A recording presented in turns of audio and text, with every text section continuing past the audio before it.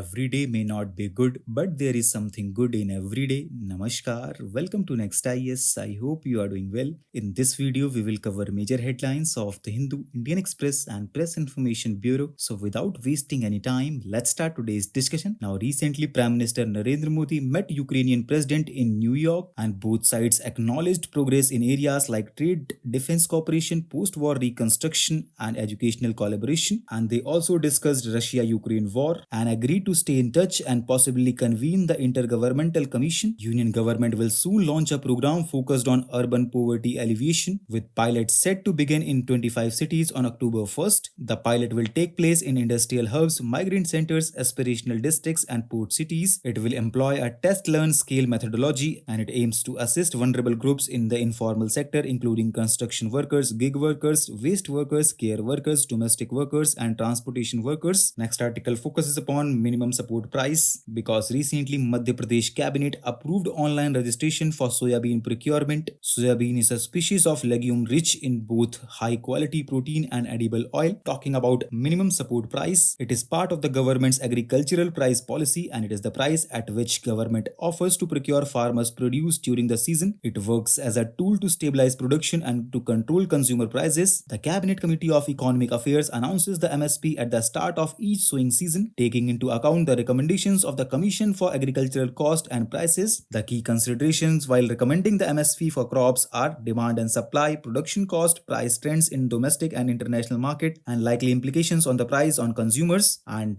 friends, Government of India annually announces minimum support prices for 22 major agricultural commodities, which include 14 kharif crops, 6 rabi crops, and 2 commercial crops. Now, latest periodic labor force survey for July 2023 to June 2024 shows no significant change in the unemployment rate, which remains at 3.2%, while there has been slight increase in agricultural employment and the manufacturing sector continues to stagnate. In rural areas, the labor force participation rate rose from 50.7% in 2017-18 to 63.7% in 2023-24, and in urban areas from 47.6% to 52%. The labor force participation rate for women has increased, with Muslim women rising from 15% to 21%. Next article talks about retractions because recent Retraction Watch database highlights the growing concern about scientific misconduct in India, noting an Indian scientist with 45 retractions and other in Kolkata who published 300 papers in a year, raising doubts about their validity. Talking about retraction, it occurs when published paper is deemed too flawed to remain in the scientific literature, often due to errors or more seriously deliberate manipulation. Now Tuvalu Island is facing an existential crisis as rising sea levels threaten its land and livelihood. Tuvalu is located midway between Hawaii and Australia in the South Pacific Ocean. It comprises 9 islands, which includes 4 reef islands and 5 coral atolls. Now Union Cabinet of India has approved the country's first mission to Venus, which is sent for launch in March 2028. This mission will be India's second interplanetary venture following the successful Mars orbiter mission in 2013. The primary goal is to study Venus' surface, atmosphere, and its interaction with Sun using variety of scientific instruments. And